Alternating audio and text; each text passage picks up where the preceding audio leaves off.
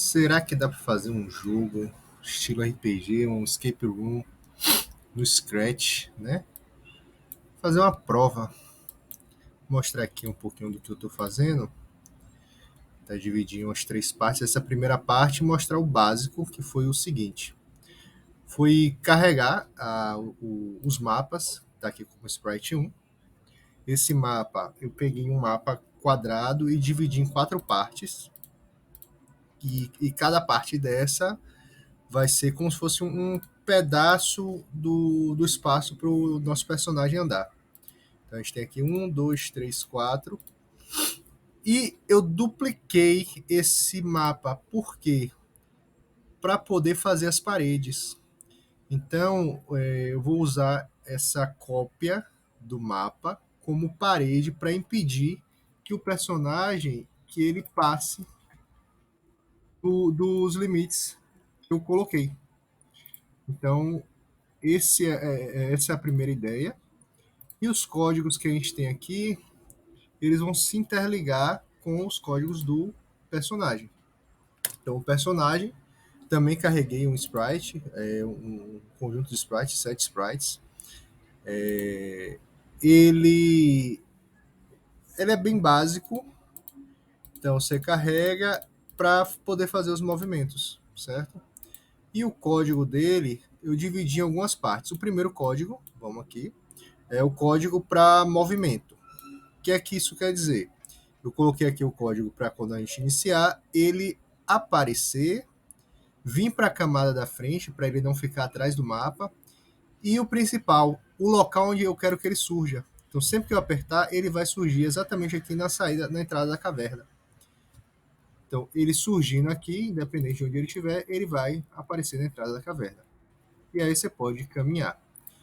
E aí eu fiz um código aqui que eu posso explicar depois para caminhar, que é para ele caminhar, que são utilizando as teclas WASD, em que o seguinte, o mais importante nesse momento aqui foi colocar o sempre que a gente aperta, ele vai se mover de acordo com o que está mandando.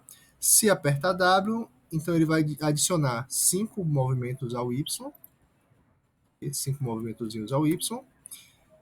E se tocar no Sprite 2, que é essa cópia do mapa, ele vai voltar 5. Ou seja, nesse caso aqui, ele impede que passe pela parede. E isso depois você só repete o mesmo código para os outros botões, esquerda, direita e para baixo. Esse segundo código aqui já é um código para fazer o movimento das perninhas, para não ficar uma coisa estática, certo? Se eu carregasse aqui, por exemplo, qualquer outro ator, deixa eu ver se tem o próprio gatinho, se eu colocar ele aqui, que é o básico, se eu só colocar ele aqui, teria que fazer todo o movimento, ele só caminharia sem fazer esse movimento. Então, o que eu queria aqui era que ele tivesse o movimento. Então, vamos aqui. Quando eu toco o W, ele muda para a fantasia 2, vai sempre. W vai ser sempre 2 e 5. 2 e 5. Então, ele fica fazendo esse movimento repetido. Eu coloquei um time de 0,02 segundos para 0,2 segundos para não ficar fazendo essa mudança instantânea, né? Um tempo que eu achei razoável. E isso, mesma coisa, repetindo até o, o último movimento.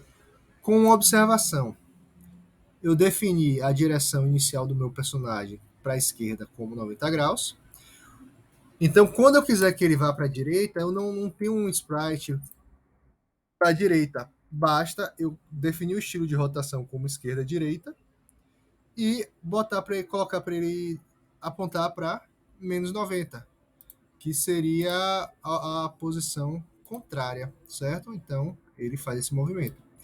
O que é que vem depois disso? Os códigos para mudança de zona, de área, que é para ele fazer isso aqui, ó, ele passar daqui para cá, daqui para cá. Esse código aqui,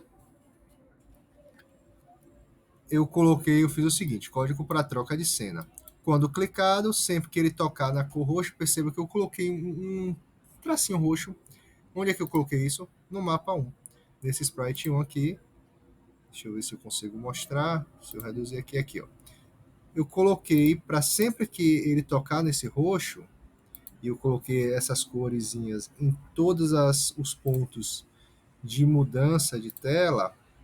Então, sempre que ele tocar no roxo, ele vai para o mapa seguinte. Retorna se voltar. Mas qual o segredo disso? Para fazer isso funcionar. Então, sempre que ele tocar no roxo, transmita a mensagem, troca de 1 para 2. Eu defini a ordem dos mapas. E vá para o ponto menos 134, menos 10, para que ele surja no local certo. Essa mensagem ela vai ser recebida pelo sprite 1. Quando ele receber troca 1 para 2, se, aí eu coloquei um operador, ele estiver na fantasia 1, então mude para sprite 2, que é a fantasia número 2. Porém, se ele estiver na fantasia número 2, quando tocar no roxo, mude para sprite 1 e aí transmita a mensagem 2 para 1. O que é essa mensagem 2 para 1? Quando receber a mensagem 2 para 1, vá para o ponto 148,30. É para que ele surja no ponto que eu defini. Então ele sempre vai fazer esse movimento. E isso eu repeti para todas as trocas de tela.